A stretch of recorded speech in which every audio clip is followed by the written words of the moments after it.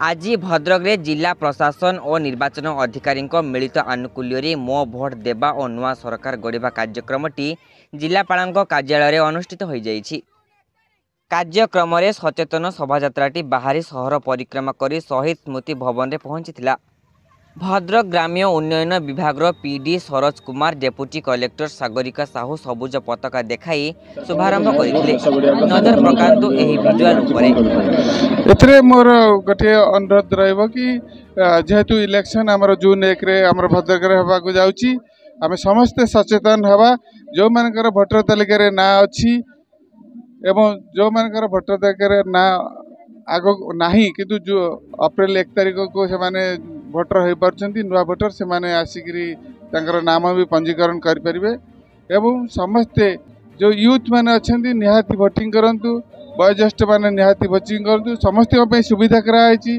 आमे सब भोटदान केंद्र रे मिनिमम फैसिलिटी जोटा ड्रिंकिंग वाटर टॉयलेट सबूर व्यवस्था करूँ।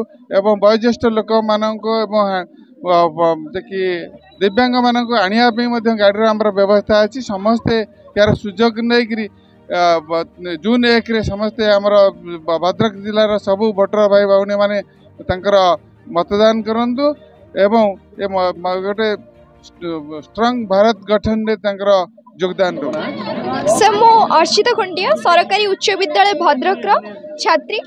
सर आज आम एठी उपस्थित होइछु, सामिल होइछु रैली रे। कारण जून मास 31 रे साधारण निर्वाचन हेबाकु जाउछि, भद्रक रे साधारण निर्वाचन। तेणु आम भद्रक जिला प्रशासन तरफ एक रैली आयोजन करा जायछि।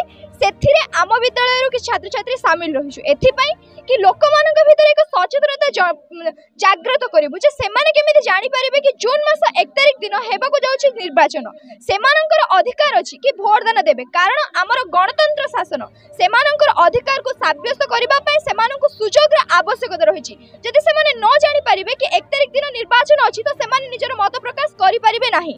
सेमानंकु जागृत करिबा पय सेमानंक मध्ये एक सचेतनता सृष्टि करिबा पय आमे माने एही रैली रे शामिल हेथिलु एवं सेमानंक भितरे एक नवजागरण सृष्टि करिछु जे निर्वाचन हबाकु जाउछि। सेमान मध्ये प्रस्तुत हेबे जे निर्वाचन रे तांकर मतदान देबे। धन्यवाद।